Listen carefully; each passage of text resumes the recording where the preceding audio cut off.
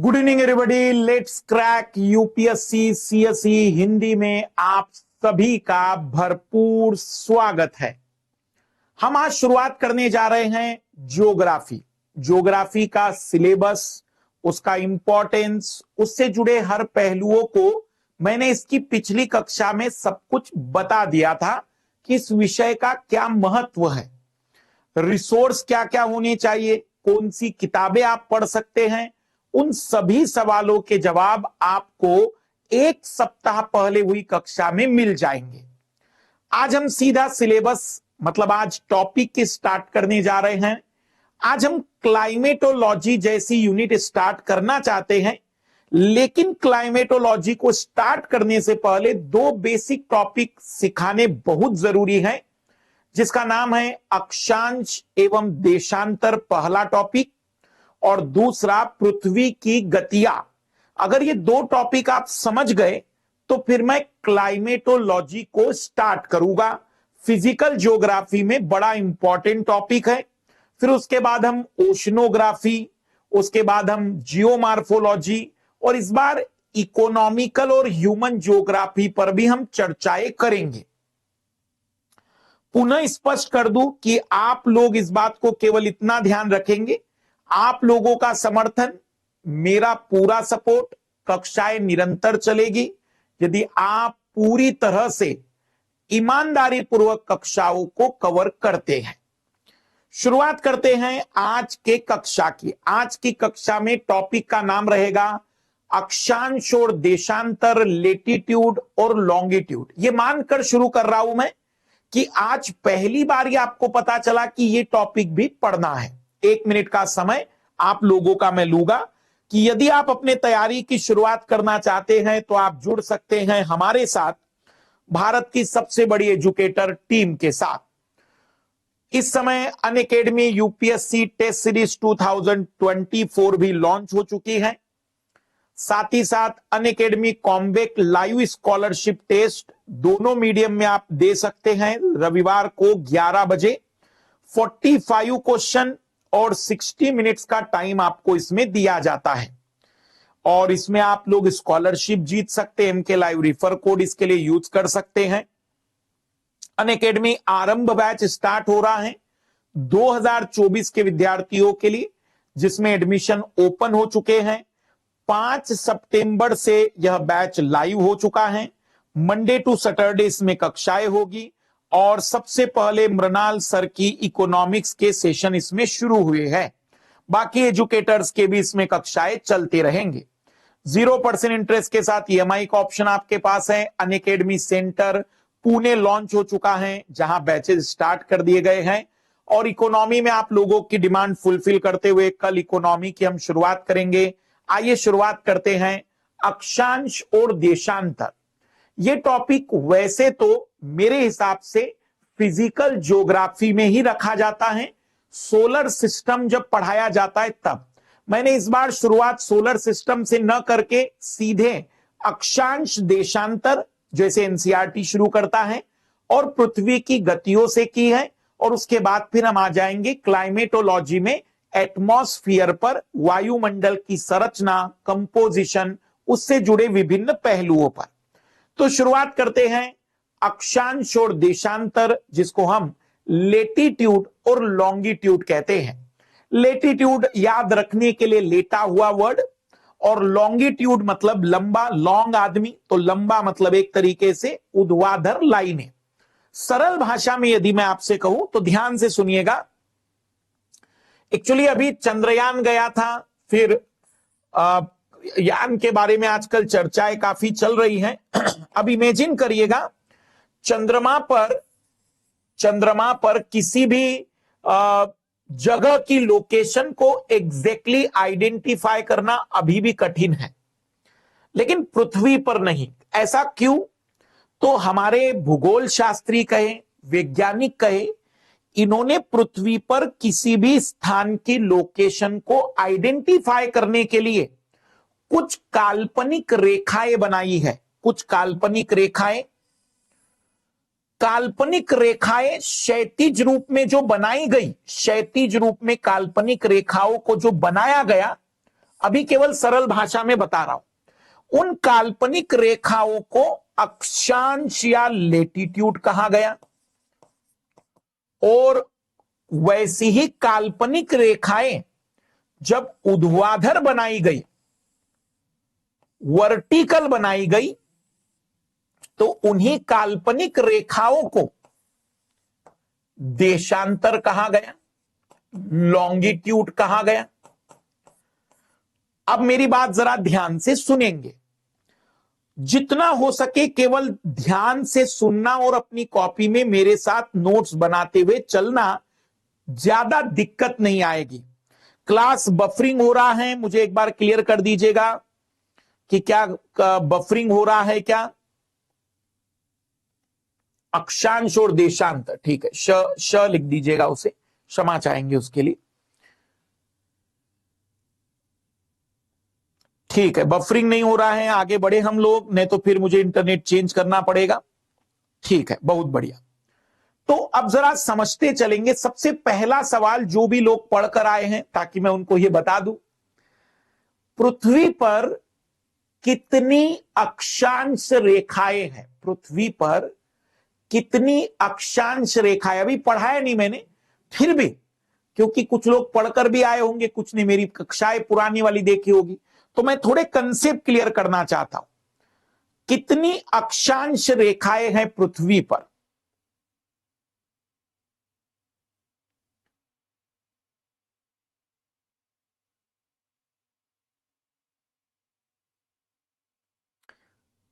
अक्षांश मतलब क्षैतिज रेखाएं पृथ्वी पर कितनी हैं? कितनी हैं?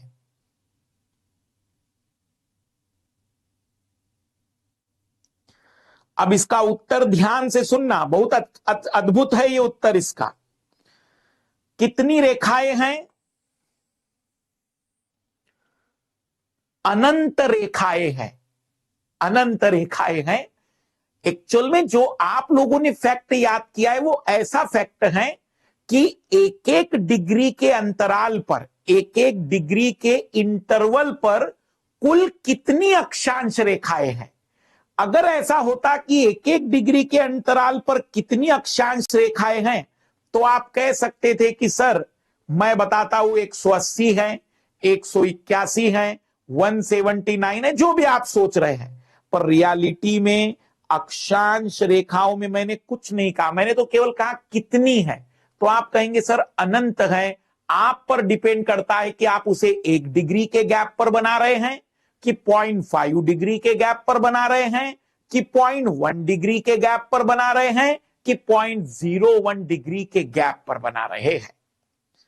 इसलिए अक्षांश रेखाएं, कितने लोगों को आज पहली बार पता चला कि अनंत है? अनंत का मतलब है कि अक्षांश रेखाओं में मैंने आपको ये तो नहीं कहा ना कि 1 डिग्री के गैप पर कितनी है, मैंने केवल इतना ही कहा कि अक्षांश रेखाएं कितनी हैं।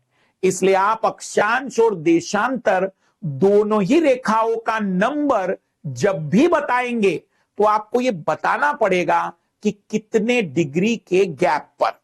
तो आइए सबसे पहली शुरुआत करते हैं अक्षांश रेखाओं के बारे में। हम जानने की कोशिश करते हैं कि ये है क्या। सुनने में और समझने में कंसेप्ट बड़ा इंटरेस्टिंग है और इसका इंपॉर्टेंस क्या है। तो सबसे पहली तो हम बातचीत करें तो पृथ्वी को 2 बराबर भागों में बांटने वाली एक महत्वपूर्ण अक्षांश रेखा है, जो पृथ्वी को 2 बराबर भागों में बांटती है, एग्जैक्ट 2 बराबर भागों में बांटती है। इस अक्षांश रेखा को, इस रेखा को विषुवत रेखा कहते हैं। विषुवत, वास्तविक रूप में यह वृत्त कहे तो ज्यादा सही होगा। इक्वेटर, या इसका एक और नाम है भूमध्य रेखा या भूमध्य वृत्त। रेखा कहने की जगह वृत्त कहिए। ऐसा क्यों कह रहा हूं मैं कि यह वृत्त होगा? बिल्कुल, इधर ध्यान दीजिएगा, मैं कुछ चीजें लाया हूं जिससे आपको यह क्लैरिटी और भी आएगी। मेरे पास ये बास्केटबॉल है, इस बॉल पर जरा गौर करिएगा। तो ये जो बीच में लाइन है, ये लाइन, ये वास्तविक रूप में लाइन नहीं है। जरा बॉल को मैं घुमाऊं अगर, तो आप देखोगे कि ये पूरी तरह से एक सर्कल है। और ये जो सर्कल है ना, ये कोई साधारण नहीं, सबसे बड़ा सर्कल है। बीच वाला सर्कल ही सबसे बड़ा होगा। इसके बाद अगर मैं कोई दूसरा सर्कल बनाऊंगा तो वो थोड़ा छोटा बनेगा, फिर मैं कोई एक और सर्कल बनाऊंगा तो वो थोड़ा और छोटा बनेगा, और इस तरीके से सर्कल छोटे होते चले जाएंगे। इस तरीके से सर्कल लगातार छोटे होते चले जाएंगे। तो सबसे बड़ा सर्कल जो होता है, सबसे बड़ा जो वृत्त होता है, उसे हम इक्वेटर कहते हैं। तब हम इसको कहेंगे कि यह रेखा ना होकर एक वृत्त के रूप में उपस्थित है। फिर ध्यान से सुनेंगे इधर, फिर एक एक डिग्री के गैप पर, एक एक डिग्री के गैप पर, एक एक डिग्री के अंतराल पर यदि हम ऐसे यहां वृत्त बनाएं, यहां मैंने वृत्त बना दिया, यहां मैंने वृत्त बना दिया, ये 1 डिग्री का, ये 2 डिग्री का, तो 3 degree, 5 degree, 10 degree, 20 degree, 30 degree, ज्यादा से ज्यादा मैं यहां पर 90 डिग्री पर एक डॉट बना सकता हूं, क्योंकि डॉट भी अपने आप में एक सर्कल ही होता है।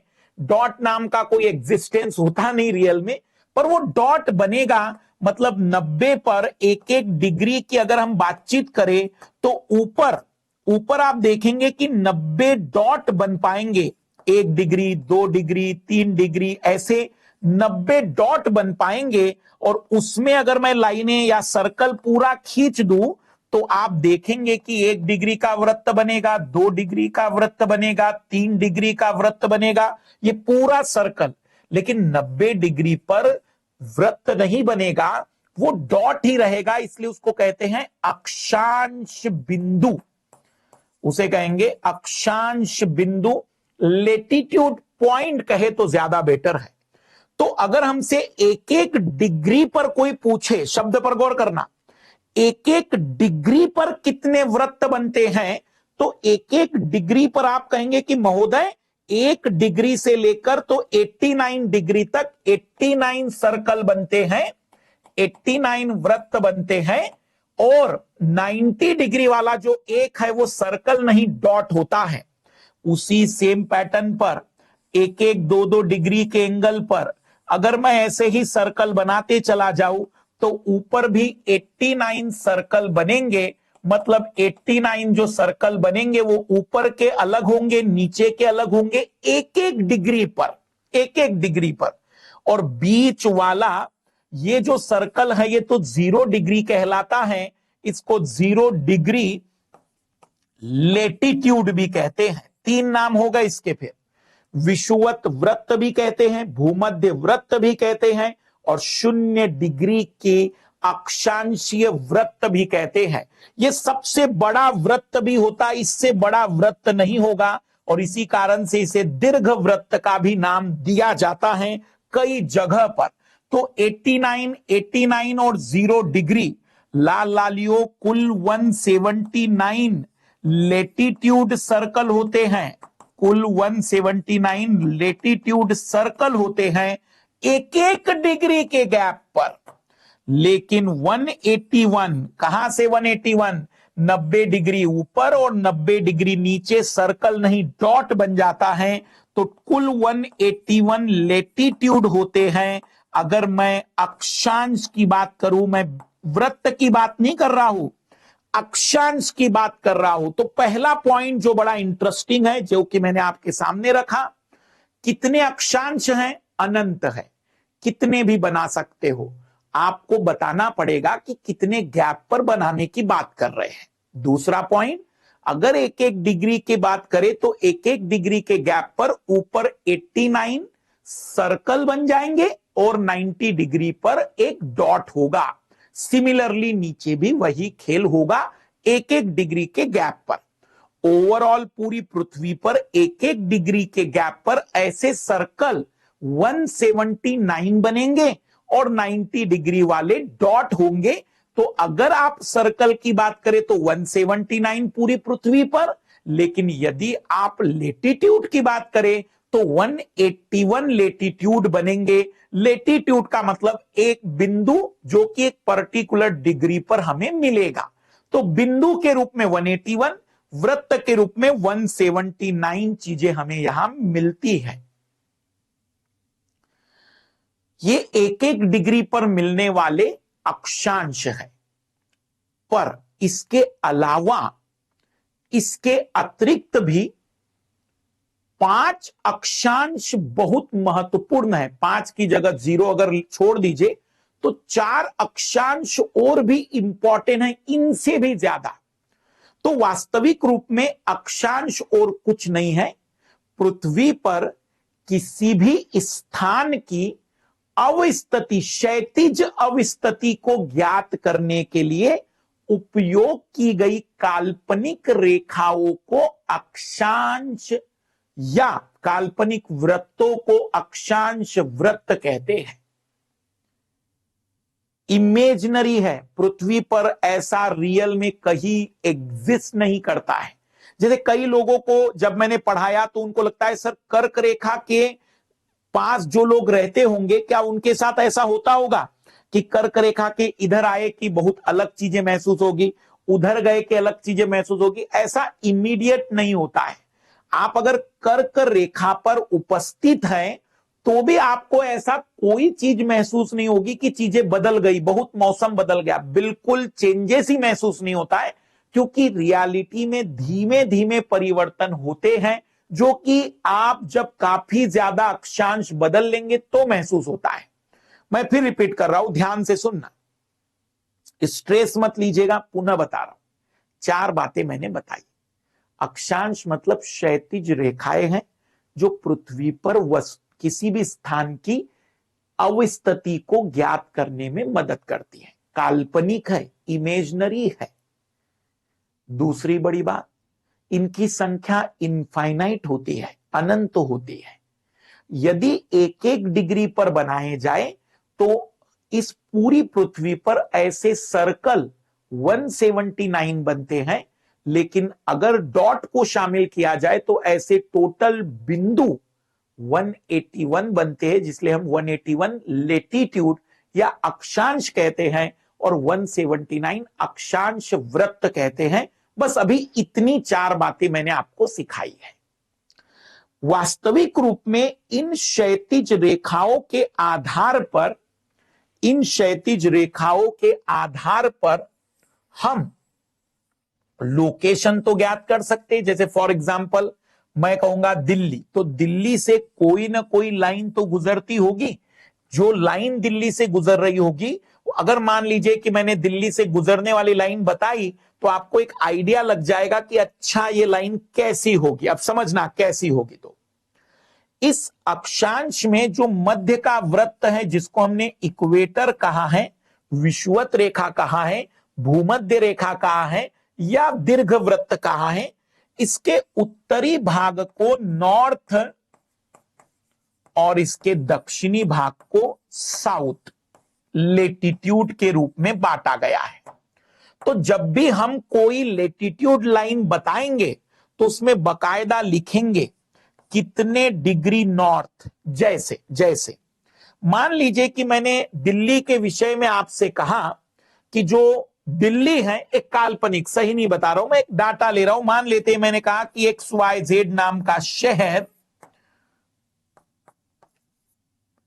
32 डिग्री नॉर्थ लेटीट्यूड पर है, 32 डिग्री नॉर्थ लेटीट्यूड पर है। तो हम कहेंगे कि महोदय नॉर्थ में जाना है, 1 डिग्री 2 डिग्री 3 डिग्री 4 डिग्री, ऐसे 32 डिग्री वाली किसी लाइन पर, मुझे नहीं पता एग्जैक्टली वो कहां होगा, लेकिन ये गारंटी है कि वो इसी लाइन पर होगा। वो गारंटी कंफर्म है कि वो इसी लाइन पर होगा। जो 32 डिग्री की लाइन हम बताने जा रहे हैं वो 32 डिग्री वाली लाइन पर कहीं ना कहीं होगा, इतना कंफर्म है इस पूरी पृथ्वी में। मैंने कहा आप लोगों से कि भोपाल 22 डिग्री पर है, मान लीजिए मैंने कहा नॉर्थ लेटीट्यूड, तो आपको 22 डिग्री नॉर्थ में जाना पड़ेगा। अगर मैंने कहा कि कोई एक शहर 35 डिग्री साउथ लेटीट्यूड में है तो आप उसको साउथ में लेकर जाएंगे तो जो भूमध्य रेखा, देखना इसका नाम हिंदी में कितना अच्छा है, भूमध्य, बिल्कुल पृथ्वी के बीचों बीच में से गुजरने वाली इस रेखा को भूमध्य रेखा कहते हैं। इसके ऊपरी भाग में उत्तरी गोलार्ध है और इसके निचले भाग में दक्षिणी गोलार्ध है। इसके ऊपर के सभी अक्षांशों को उत्तरी अक्षांश कहेंगे, इसके नीचे के सभी अक्षांशों को दक्षिणी अक्षांश के नाम से जाना जाता है। अब इस पूरे के पूरे अक्षांश का सबसे ज्यादा महत्वपूर्ण उपयोग अवस्थिति के बाद ताप पेटियों के डिटर्मिनेशन में होता है, फॉर द टेम्परेचर बेल्ट। ऐसा इसलिए कह रहा हूं मैं क्योंकि हमारी जो पृथ्वी है, भले ही हम कहते हैं कि बिल्कुल बीचों बीच में से जो गुजर रही है, लेकिन पृथ्वी सीधी नहीं है, थोड़ी सी टिल्ट है। तो रियलिटी में हमारी पृथ्वी पर यह विषुवत रेखा बीचों बीच में से, लेकिन वो ऐसी दिखती है। तो क्या होता है, ध्यान से समझना, सूर्य इस पृथ्वी के सामने है। मान लीजिए कि यह जो बॉल है, इधर ध्यान दीजिएगा सभी लोग, ये पृथ्वी मान लेते हैं हम लोग कि यह पृथ्वी है और इस पृथ्वी के ये जो क्षैतिज लाइन है, इस पृथ्वी के सामने यहां सूर्य है, ये सूर्य है मेरा हाथ। तो पृथ्वी के झुके होने के कारण पृथ्वी का कभी निचला हिस्सा सामने आ जाता है तो कभी ऊपर का हिस्सा सामने आता है। फिर रिपीट कर रहा हूं, पृथ्वी का कभी निचला हिस्सा सामने आ जाता है, कभी ऊपर का हिस्सा सामने आ जाता है। क्यों? क्योंकि पृथ्वी थोड़ी झुकी हुई है। तो पृथ्वी का ऊपरी हिस्सा जो सूर्य के ठीक सामने अधिकतम आ सकता है, वहां पर हमने एक लाइन खींच दी है। वहां पर हमने जो लाइन खींची है, वो लाइन पृथ्वी का वो हिस्सा जो सूर्य के सामने आ सकता है और अधिकतम उत्तरी भाग है, उस लाइन का नाम रखा गया है ट्रॉपिक ऑफ कैंसर, कर्क रेखा। 23.5 डिग्री के अक्षांश पर। जैसे मैंने इंटरव्यू में भी कई बार ज्योग्राफी ऑप्शनल जिन बच्चों का है उनसे मैंने कहा कि भाई कर्क रेखा 23.5 डिग्री पर क्यों है, तो उसमें एक उत्तर आता है कि सर पृथ्वी 23.5 डिग्री पर झुकी हुई है, इसलिए कर्क रेखा 23.5 डिग्री पर है। मेरे हिसाब से यह उत्तर उतना ज्यादा बेटर सेटिस्फाइड नहीं करेगा जितना कि आप इस प्रश्न का उत्तर ऐसे दे, क्योंकि यह सूर्य की अधिकतम उत्तरी स्थिति को दर्शाता है कि सूर्य इस डिग्री पर कभी ना कभी परपेंडिकुलर आएगा, कभी ना कभी लंबवत आएगा, कभी ना कभी सूर्य बिल्कुल उसकी लाइन में होगा, पर इसके ऊपर सूर्य कभी लंबवत नहीं आ पाएगा, उसके नीचे आ सकता है। तो इसको कहते हैं ट्रॉपिक ऑफ कैंसर 23.5 डिग्री पर। ये जो 180 हमने अभी बनाई थी लाइनें, 181 जो डॉट बनाए, 171 जो सर्कल बनाए, उस सर्कल में तो ये है ही नहीं, उसमें तो ये है ही नहीं। तो ट्रॉपिक ऑफ कैंसर की अगर हम बातचीत करें तो ये 23.5 डिग्री वाली जो लाइन है, ये बहुत इंपॉर्टेंट लाइन है, ध्यान से सुनेंगे सभी लोग। वैसे ही दक्षिण में भी 23.5 डिग्री वाली जो लाइन है, ये सूर्य की अधिकतम नीचे तक जाने की स्थिति को दर्शाते हैं। इस लाइन को कहते हैं मकर रेखा, tropic of Capricorn, tropic of Capricorn. लाल लालियो ध्यान से सुनना, आप अगर इस लाइन पर रहोगे तो ऐसा कोई महसूस नहीं होगा। मतलब कई विद्यार्थी जो पहली बार ज्योग्राफी पढ़ते तो उनको ऐसा लगता है कि जो लोग कर्क और मकर रेखा पर रहते होंगे वो कितना महसूस करते होंगे, इधर गए कि कुछ अलग, इधर आए कि कुछ अलग। ऐसा कुछ नहीं होता है।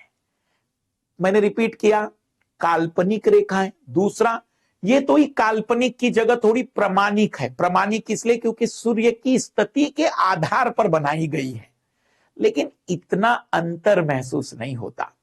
तो इस कर्क और मकर रेखा के बीच वाला जो एरिया है, इसे भूगोल शास्त्रियों ने कहा कि सूर्य यहां पर लंबवत रहता है पूरे साल भर, कभी न कभी हर एक लेटीट्यूड पर लंबवत मिलेगा, कभी ना कभी।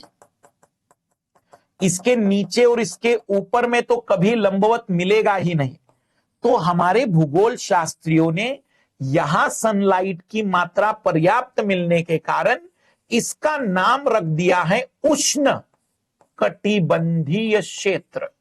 आपकी जिंदगी में जब भी मैं कहूं उष्ण कटिबंधीय, तो आपके दिमाग में आना चाहिए कर्क और मकर रेखा के बीच की बात कर रहा है मास्टर। ट्रॉपिकल जोन कहते हैं हम इसको, ट्रॉपिकल जोन। ट्रॉपिकल जोन का मतलब है यहां का तापमान, ध्यान से सुनना, मैं जो एक लाइन बोलने जा रहा हूं, यहां का तापमान सामान्यतः ठंड के दिनों में भी, ऊपर की ठंड कहो या नीचे की ठंड की बात करो, ठंड के समय में भी 18 डिग्री सेल्सियस से नीचे नहीं जाता। जनरली कह रहा हूं, जनरली मतलब कहीं मान लीजिए कि कोई खाई है जहां सूर्य प्रकाश पहुंचता ही नहीं, तो वहां टेम्परेचर चेंज हो सकता है। कहीं पहाड़ है तो वहां टेम्परेचर चेंज हो सकता है, लेकिन जनरली मैदानी भाग अगर है तो वहां 18 डिग्री से नीचे का तापमान नहीं जाएगा ठंड के दिनों में भी। रिपीट कर रहा हूं, सभी लोग ध्यान से सुनेंगे। मास्टर ने यह सिखाया कि 23.5 डिग्री वाली एक क्षैतिज लाइन ऊपर की ओर जब हम खींचते तो उसको कर्क रेखा कहते हैं।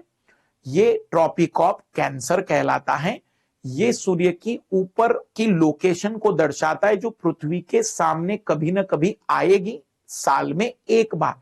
इससे ऊपर सूर्य कभी परपेंडिकुलर सामने नहीं आ पाएगा। सामने मतलब जैसे भी मैं कैमरे के ठीक सामने हूं, तो जैसे अब मैं इधर हो गया तो कैमरे से थोड़ा साइड में हो गया, तो ज्यादा से ज्यादा मतलब आप इस लाइन तक सूर्य को महसूस कर सकेंगे सीधा। फिर रिपीट कर रहा हूं,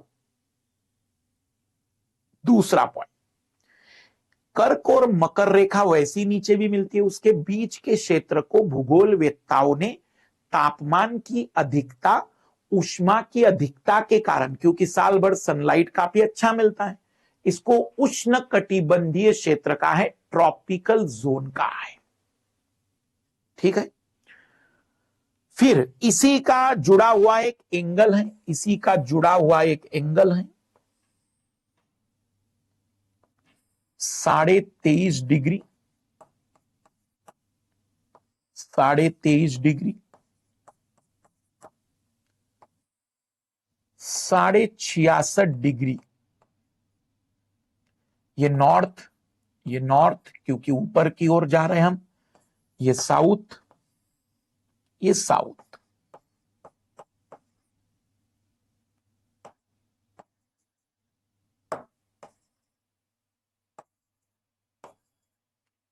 ये साउथ।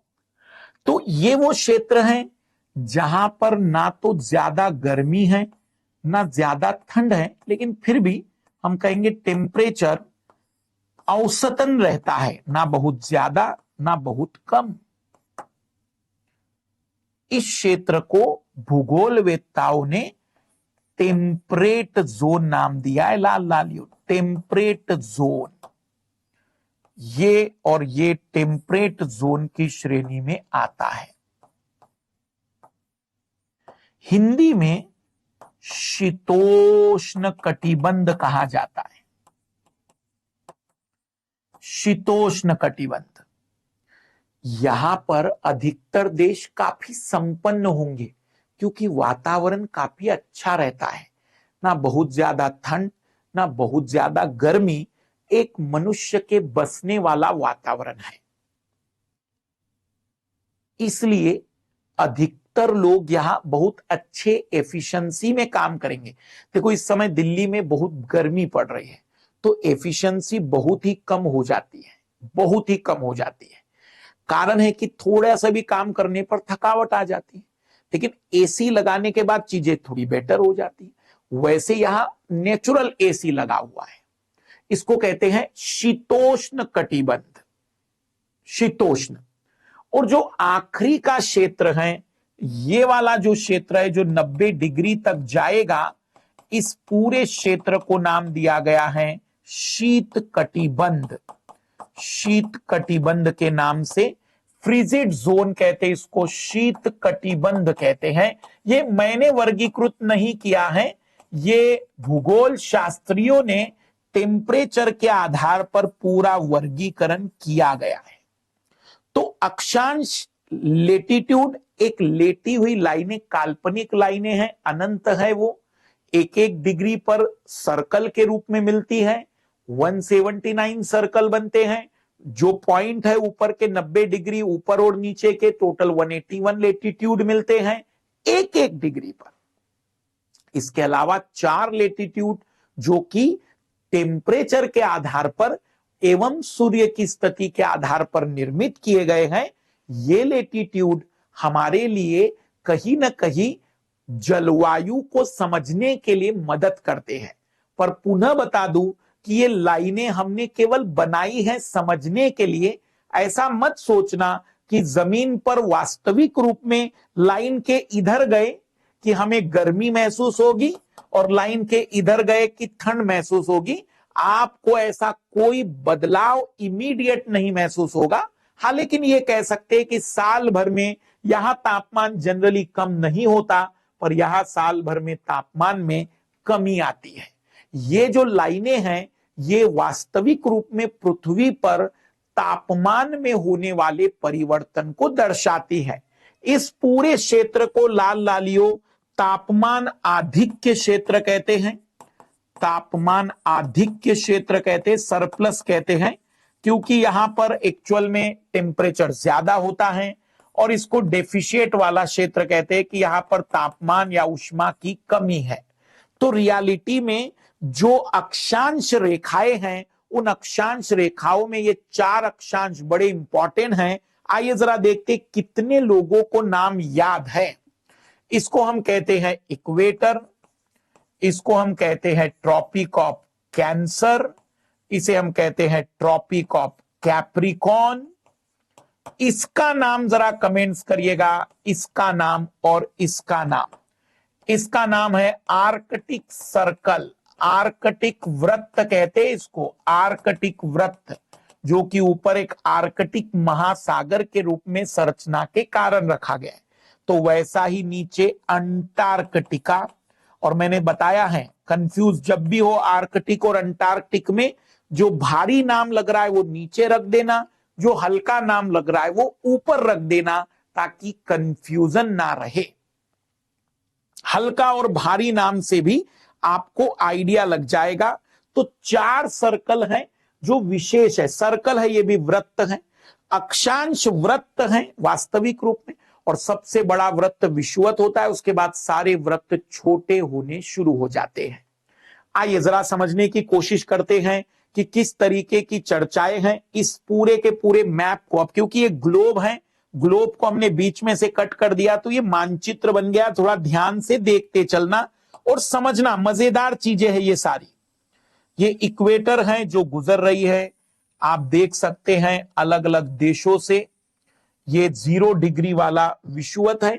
इसको हम नेचुरल एक बार कह सकते हैं। क्यों नेचुरल कह सकते हैं सर? क्योंकि ये वो लाइन है जो पृथ्वी को एग्जैक्ट 2 बराबर भागों में बांटता है। बाकी तो सब वास्तविक रूप में ये 15 डिग्री पर बनाई गई है, ये 15 डिग्री पर बनाई गई है, ये 30 डिग्री पर बनाई गई है, ये 45 डिग्री पर बनाई गई है, ये 60 डिग्री पर बनाई गई है, ये 75 डिग्री पर बनाई गई है, और 90 डिग्री वाला तो एक डॉट ही ले लेंगे हम लोग। तो ये पूरी लाइनें अगर मैं आपको बना के दिखाऊं, 75 डिग्री, 60 डिग्री, 45 डिग्री, फिर ये 30 डिग्री, 45 डिग्री, 15 डिग्री, ये नॉर्थ लेटीट्यूड ऊपर चला जाएगा। और एक और चीज देख लीजिए जरा मैप में, ध्यान से मैप को देखते चलना। सभी को पता है ना, ये अफ्रीका महाद्वीप है, ये एशिया है, ये यूरोप है, ये ऑस्ट्रेलिया है जिसको हम ओशनिया भी कह देते हैं, ये दक्षिण अमेरिका, ये उत्तर अमेरिका है, ये डेनमार्क या ग्रीनलैंड वाला क्षेत्र है। वैसे ही यह 15 डिग्री साउथ की दर्शा रहा है, ये 30 डिग्री साउथ को दर्शा रहा है, ये 45 डिग्री साउथ को दर्शा रहा है, ये 60 डिग्री साउथ को दर्शा रहा है, ये 75 डिग्री साउथ को दर्शा रहा है।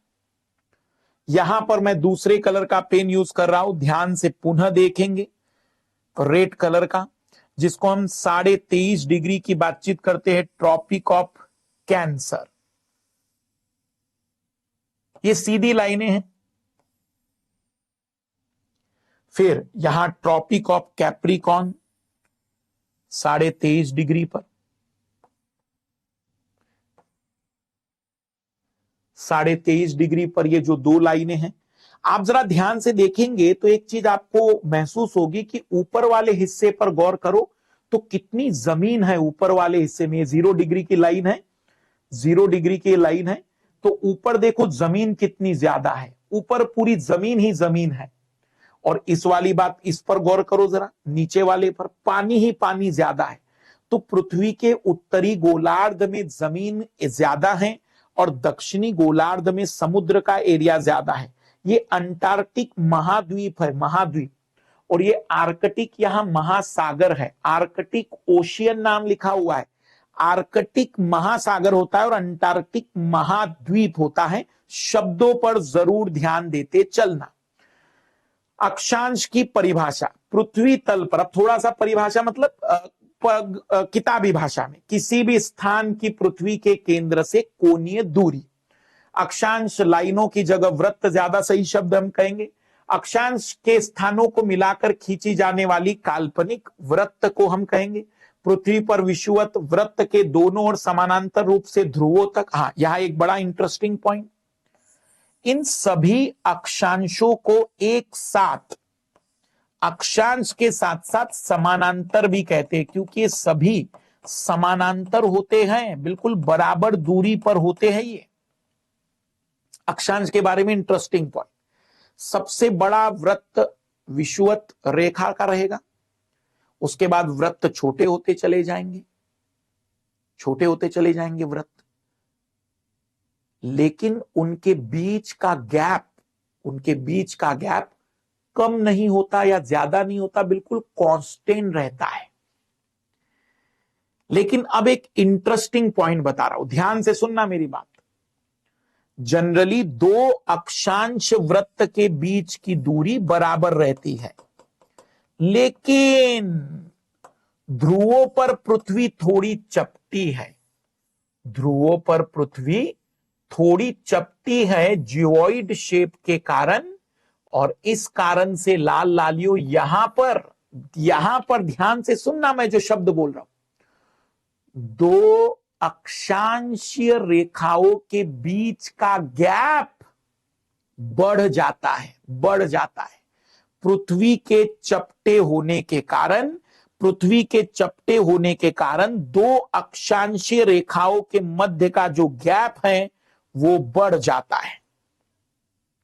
मैं इंटरनेट चेंज कर रहा हूं, बफरिंग अगर हो रहा है तो मैं एक इंटरनेट चेंज कर रहा हूं, थोड़ा सा 1 सेकंड के लिए रिफ्रेश कर देना आप, मैं इंटरनेट बदल दे रहा हूं ताकि डिस्टरबेंस ना हो।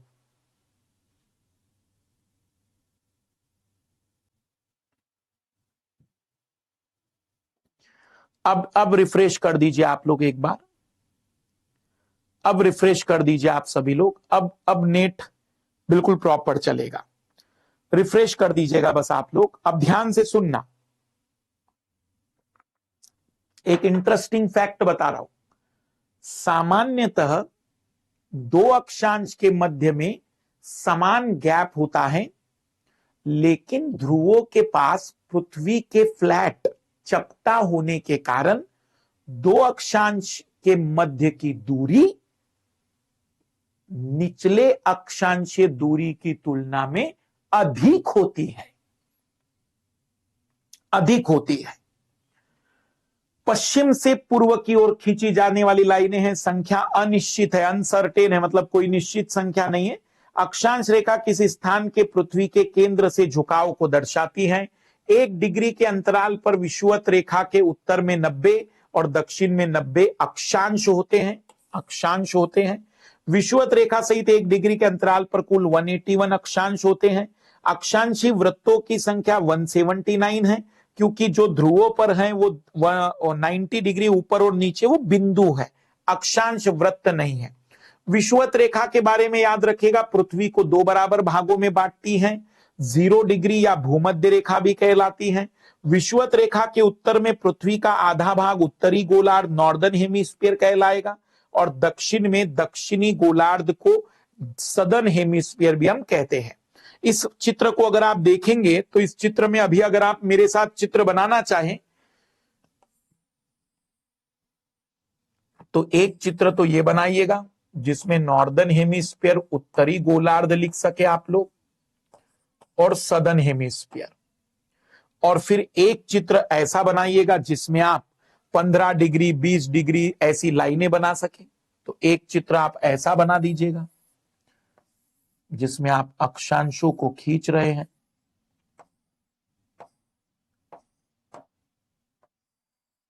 सर्कल है ये, इसलिए ऐसा सर्कल बनाया है मैंने। और यहां डॉट बना दीजिएगा 90 डिग्री पर एग्जैक्टली। ये एंगुलर डिस्टेंस को दर्शाने को बताने की कोशिश है। नॉर्दर्न पोल सदर्न पोल, इसको समानांतर भी कहते हैं। अक्षांशों का दूसरा नाम समानांतर भी है। पैरेलल कहते हैं अंग्रेजी में इनको कई बार, पैरेलल। देखना जरा, अब आपको इस चित्र को थोड़ा ध्यान से देखोगे तो आइडिया लगेगा कि इस चित्र में जरा ध्यान से देखना, यहां जो दो के बीच की दूरी है, ध्यान से देखेंगे प्लीज सभी लोग। यहां जो गैप दिख रहा है, यहां जो गैप दिख रहा है, ये वाला गैप बोल रहा हूं मैं, ये वाला गैप, सभी लोग प्लीज थोड़ा सा ध्यान दीजिए। यहां जो गैप दिख रहा है आपको और यहां जो गैप दिख रहा है, यहां पर जो गैप दिख रहा है, आप देखेंगे कि यहां चौड़ाई थोड़ी सी बढ़ जाती है क्योंकि पृथ्वी के चपटे होने के कारण ऐसा होता है। अक्षांश रेखाएं वृत्ताकार, मतलब अक्षांश वास्तविक रूप में वृत्ताकार हैं तथा ध्रुवों की ओर इनका आकार, वृत्त का आकार घटता है। केवल विषुवत रेखाएं पृथ्वी को 2 बराबर भागों में बांटती है। 0 डिग्री से ध्रुवों की ओर अक्षांश वृत्तों की लंबाई, वृत्त की लंबाई में कमी आती है। उत्तरी दक्षिणी ध्रुव पर अक्षांश केवल एक बिंदु के रूप में प्राप्त होते हैं। 23.5 डिग्री उत्तरी अक्षांश रेखा को कर्क रेखा, 23.5 डिग्री दक्षिणी अक्षांश रेखा को मकर रेखा कहते हैं, ट्रॉपिक ऑफ कैंसर और ट्रॉपिक ऑफ कैप्रिकॉर्न। फिर कटिबंध, जोन का मतलब दो अक्षांश रेखाओं के मध्य के क्षेत्र को कटिबंध या जोन कहते हैं। तो ये जो 23.5 डिग्री से लेकर 23.5 डिग्री के बीच का भाग है, हम इसको कहते हैं ट्रॉपिकल। ट्रॉपिकल का मतलब उष्ण कटिबंधीय। कर्क और मकर रेखा सूर्य के लंबवत किरणों की सीमा रेखा है, बाउंड्री लाइन है। कर्क और मकर रेखा के मध्य स्थित क्षेत्र को उष्ण कटिबंध कहते हैं। उष्ण कटिबंध ऐसा क्षेत्र होता है जहां वर्ष में कम से कम एक बार सूर्य की किरणें लंबवत गिरती है। कम से कम क्यों कह रहा हूं मैं? क्योंकि कर्क रेखा पर एक ही बार गिरती है लंबवत किरणें, फिर नीचे चला जाता है। फिर यहां पर मकर रेखा पर एक ही बार गिरेगा, फिर ऊपर आ जाएगा। तो पूरे साल भर में केवल एक ही बार कर्क और मकर रेखा पर लंबवत आएगा, लेकिन बाकी जगह पर 2-2 बार सूर्य की किरणें लंबवत गिरती है। एक बार जाते समय, एक बार आते समय, एक बार जाते समय लंबवत, एक बार आते समय लंबवत गिरती है। तो कम से कम एक बार तो ये लंबवत गिरती है। 23.5 डिग्री से 66.5 डिग्री उत्तरी और दक्षिणी अक्षांश रेखाओं के मध्य स्थित को शीतोष्ण कटिबंध टेम्परेट जोन कहते हैं। 66.5 डिग्री से 90 डिग्री उत्तरी और दक्षिणी अक्षांश के मध्य के क्षेत्र को ध्रुवीय पोलर जोन या फ्रीजिड जोन, शीत कटिबंध भी कहते हैं। शीत कटिबंध भी कहते हैं। यहां बस अब एक आपसे होमवर्क के रूप में सवाल, होमवर्क मतलब अभी आप ढूंढ कर बताइएगा, बाद में कमेंट्स करना, क्योंकि आज देशांतर भी पढ़ना है हमें। दो अक्षांशीय रेखाओं के मध्य कितने किलोमीटर का गैप होता है यदि वे अक्षांशीय रेखाएं 1 डिग्री के गैप पर बनाई जाए? 1 डिग्री के अंतराल पर यदि 2 अक्षांशीय रेखाएं खींची जाए तो उनके बीच का गैप कितना होता है? कमेंट्स करिएगा। बिल्कुल, आप लोग कमेंट्स करने के बाद छोड़ दीजिएगा। अब हम आते हैं देशांतर रेखाओं पर।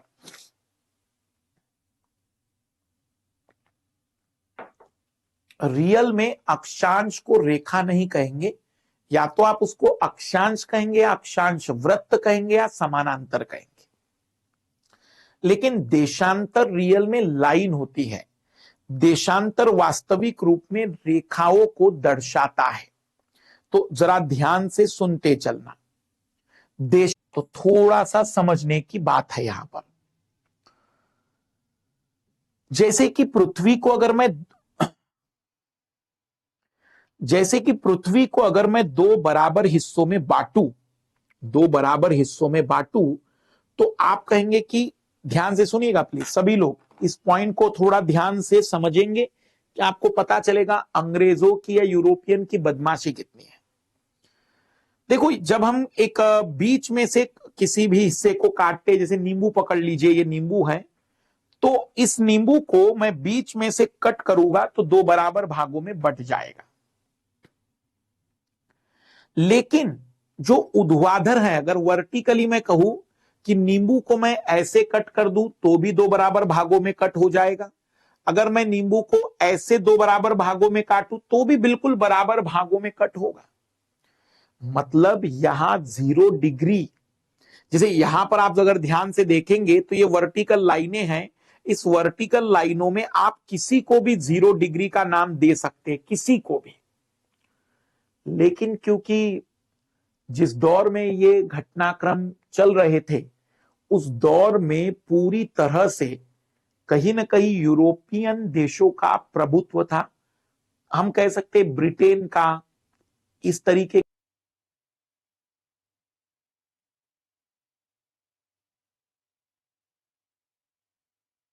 रिफ्रेश कर दीजिएगा प्लीज, रिफ्रेश कर दीजिएगा।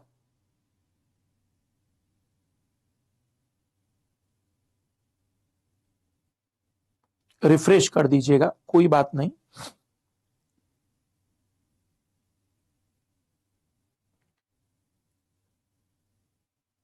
रिफ्रेश कर दीजिएगा, रिफ्रेश करिएगा। कभी कभी अच्छी कक्षाएं होती है तो कुछ बुरी चीजें हो ही जाती हैं। हमारे पुराणों में 0 डिग्री देशांतर उज्जैनी से गुजरा हुआ माना गया है,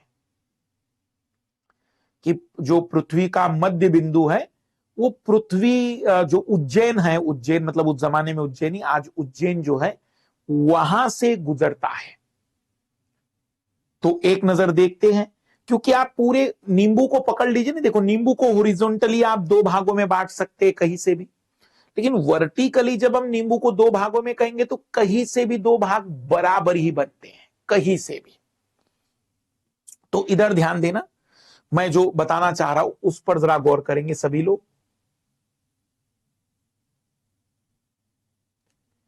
ये देखना, इस लाइन को उन अंग्रेजी लोगों ने या दुनिया भर ने अब मान लिया है, पृथ्वी पर गुजरने वाली ये लाइन जिसको नाम दिया गया है 0 डिग्री देशांतर, ये लाइन 0 डिग्री देशांतर, या इसको प्राइम मेरिडियन नाम, क्योंकि देशांतरों को मेरिडियन भी कहते, हिंदी में यामोत्तर। जो एएम और पीएम की बातें आप लोग पढ़ते हैं ना, वो वही मेरिडियन के कारण ही है। वो anti meridian, post meridian, am और पीएम का जो टाइम पीरियड होता है वो इसी मेरिडियन के कारण, इसको प्राइम मेरिडियन या 0 डिग्री देशांतर माना गया है।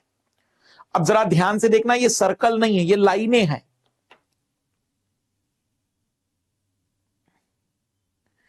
इधर गौर करिएगा प्लीज, जो अब मैं बताना चाह रहा हूं इधर देखेंगे।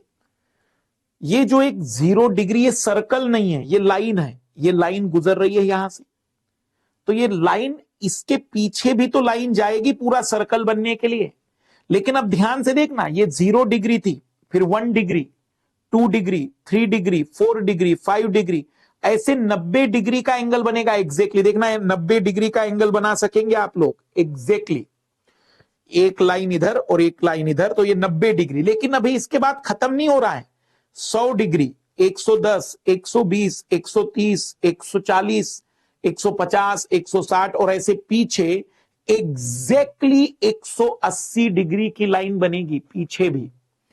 180 डिग्री मतलब यहां से लाइनें होते हुए पूरी 180 डिग्री तक की लाइनें बनती है, 180 डिग्री। और वैसे ही इधर भी 180 डिग्री की लाइनें बनेगी, इस साइड में भी 180 डिग्री की लाइन बनती है। ध्यान से अब एक पॉइंट जो मैं बताना चाह रहा हूं, इधर ध्यान देंगे सभी लोग।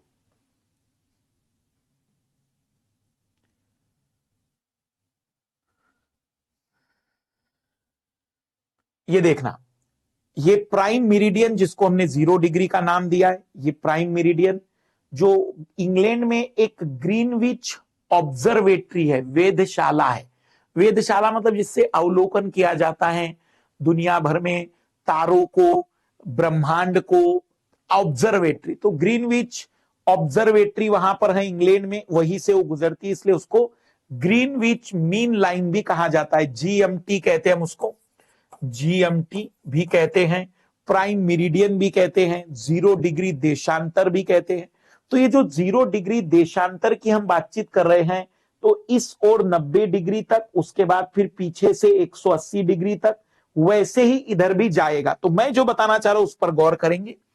इस 0 डिग्री के इस ओर, इसको कहते हैं पूर्वी देशांतर,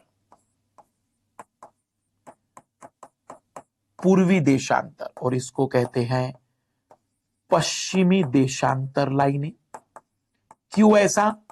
क्योंकि ये पूर्वी गोलार्ध हो गया, पूर्वी गोलार्ध हो गया, और ये पश्चिमी गोलार्ध हो जाता है। तो जहां पर विषुवत रेखा के कारण पृथ्वी उत्तरी और दक्षिणी गोलार्ध में बढ़ जाती है, वही देशांतर के कारण ये पूर्वी और पश्चिमी गोलार्ध में बदल जाता है। हमारे सीधे हाथ पर हमेशा ही ईस्टर्न, ईस्ट रहेगा, और हमारे उल्टे हाथ पर वेस्ट रहेगा, हम ये मान के चलते हैं। तब देशांतर लाइनें, देशांतर लाइनें, इस लाइन को आप देख सकते हैं, पृथ्वी के उत्तरी और दक्षिणी ध्रुव को मिलाकर खींची गई काल्पनिक रेखाएं। कितनी होती है देशांतर लाइनें? अब मुझे बताना जरा, देखे कितने लोगों को सच में समझ में आ गए। कितनी देशांतर लाइनें होती है? कितनी? नंबर ऑफ लॉन्गिट्यूड,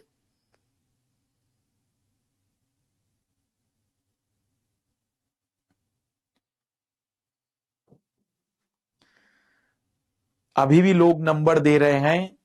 आप कहेंगे कि अनिश्चित, कितनी भी हो सकती है, कितनी भी। अगर एक एक डिग्री पर पूछी जाए तो बात बनेगी ना, पर अभी तो मैंने कहा कुछ बताया, तो आप कहेंगे इनफाइनाइट, अनसर्टेन, अनिश्चित, क्योंकि वो तो आप कितने डिग्री के गैप पर बना रहे किसको पता। अगर आप ये कहते कि सर एक एक डिग्री के गैप पर इतनी बनेगी तो बात समझ में आएगी, लेकिन जब तक आप ये नहीं कहेंगे तब तक ये माना नहीं जाएगा। तो पृथ्वी पर ऊर्ध्वाधर खींची गई काल्पनिक रेखाओं को देशांतर लाइन, रेखा कहते हैं। 0 डिग्री की देशांतर रेखा मानी गई है। 0 डिग्री का अक्षांश माना नहीं गया था, वो था, ये माना गया है, जो कि इंग्लैंड के ग्रीनविच वेधशाला से गुजरती है, ऑब्जर्वेटरी से गुजरती है, इसलिए उसे प्राइम मेरिडियन, प्रमुख यामोत्तर, 0 डिग्री देशांतर या ग्रीनविच मीन लाइन भी नाम दिया गया है।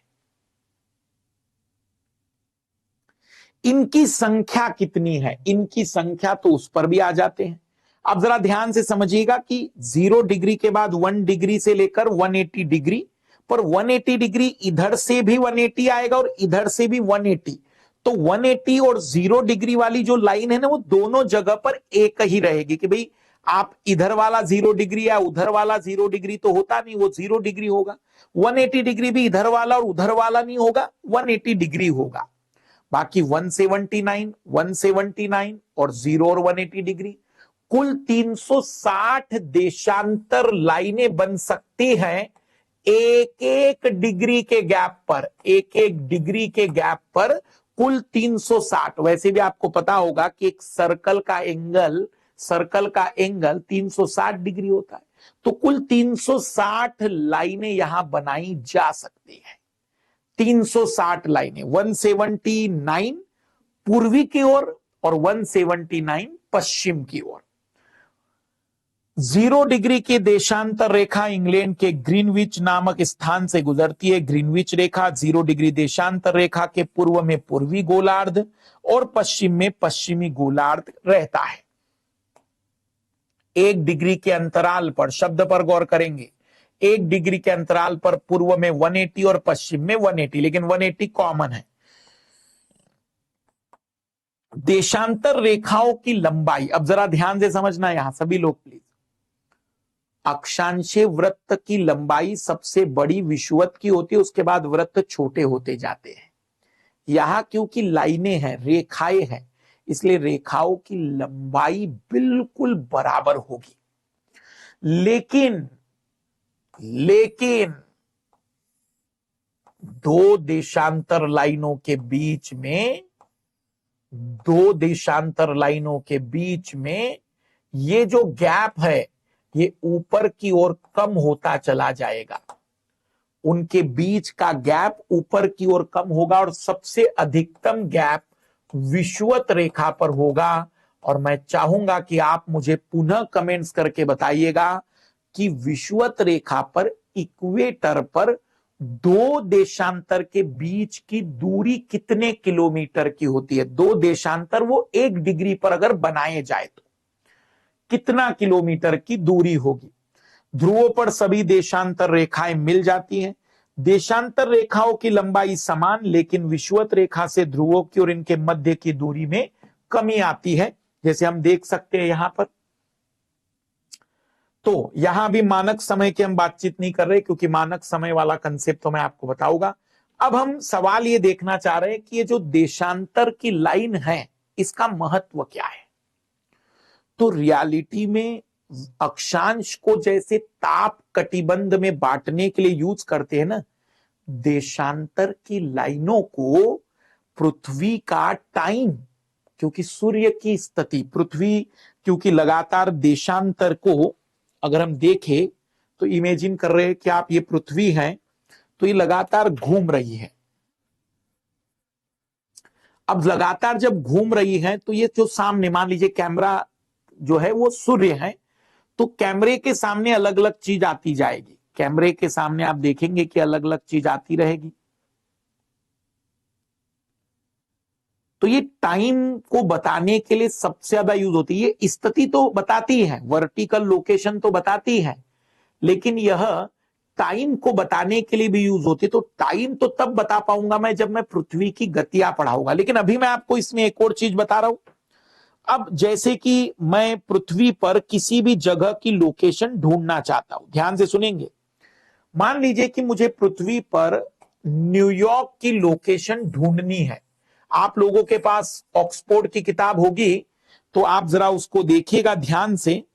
मैं न्यूयॉर्क की लोकेशन आपको बता रहा हूं गूगल करके कि भाई न्यूयॉर्क की अक्षांश और देशांतर क्या है। न्यूयॉर्क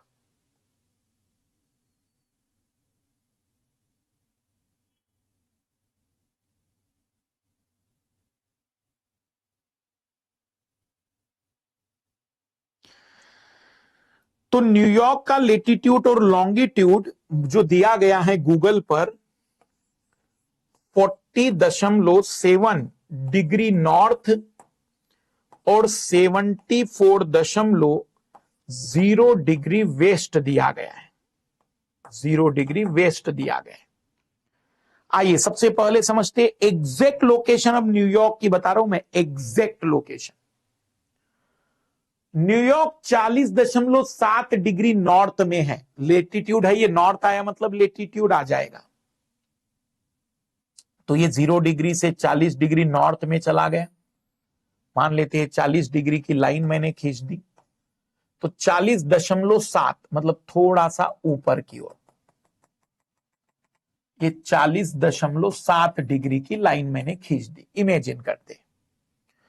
अब उसने कहा 74 डिग्री वेस्ट, तो मैं ये जानता हूं कि 0 डिग्री का देशांतर है।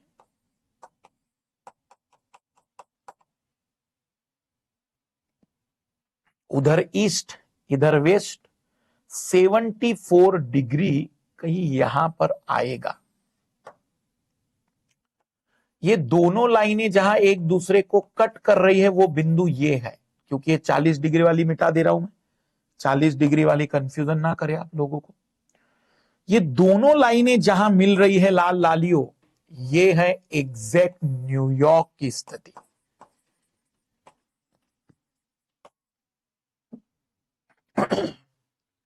अब आप दिल्ली की लोकेशन, अपने शहर की लोकेशन ढूंढिए, गूगल करिए। आप जिस भी जगह पर है बस गूगल करिए और टाइटल डालिए उस शहर का नाम। जैसे मान लीजिए आप लखनऊ में हैं तो लिखिए लखनऊ लेटीट्यूड एंड लॉन्गिट्यूड। तो आप इस पृथ्वी पर एग्जैक्ट लखनऊ कहां पर है वो अंदाजा लगा सकेंगे, वो आइडिया लगा सकेंगे।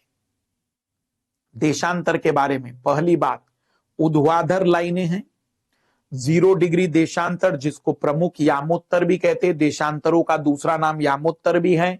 0 डिग्री यामोत्तर, 0 डिग्री देशांतर प्राइम मेरिडियन कहलाता है। यह वास्तविक रूप में समय को दर्शाने के लिए उपयोग किया जाता है। पृथ्वी पर स्टैंडर्ड टाइम को दर्शाने के लिए हम देशांतरों का उपयोग करते हैं, टाइम को दर्शाने के लिए। फिर कुल 360 एक डिग्री के गैप पर हैं, अगर कुछ गैप ना बताया जाए तो अनिश्चित संख्या है इनकी। फिर 0 डिग्री के पूर्व में पूर्वी गोलार्ध बनता है, 0 डिग्री के पश्चिम में पश्चिमी गोलार्ध बनता है। तो पूर्वी गोलार्ध में पूर्वी देशांतर लाइनें और पश्चिमी गोलार्ध में पश्चिमी देशांतर लाइनें बनती है।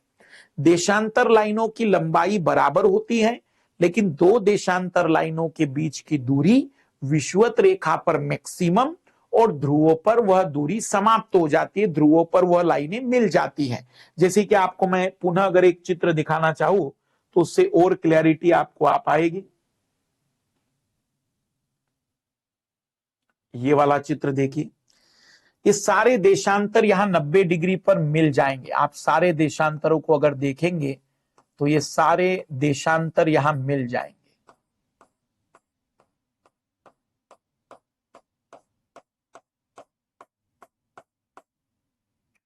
पर यहां पर उनके बीच की दूरी मैक्सिमम रहेगी, मैक्सिमम गैप यहीं पर रहेगा, अधिकतम उनके बीच का जो गैप होगा। इस पूरे के पूरे स्ट्रक्चर को जब हम क्षैतिज और ऊर्ध्वाधर बना देते तो इसको कहते हैं ग्रिड। पृथ्वी का ग्रिड है ये, ग्रिड। जैसे बिजली का ग्रिड नहीं होता पूरा प्रसार, वैसे ये ग्रिड कहलाता है। अब आप यहां कोई पॉइंट, जैसे point located at 40 degree north 30 degree west, तो 40 डिग्री नॉर्थ और 30 डिग्री वेस्ट पर आ गए आप, तो ये 30 डिग्री वेस्ट और 40 डिग्री नॉर्थ वाली लोकेशन आ गई। आप किसी भी लोकेशन को आइडेंटिफाई कर सकते हैं। अक्षांश और देशांतर की सहायता से ही हम पृथ्वी पर किसी भी स्थान के बारे में आसानी से प्रेडिक्शन निकाल सकते हैं। अभी इसमें बहुत इंपॉर्टेंट टॉपिक बचा हुआ है, पृथ्वी की गतियां, जिसमें मैं देशांतर का टाइम से क्या लेना देना है उस पर चर्चाएं करूंगा।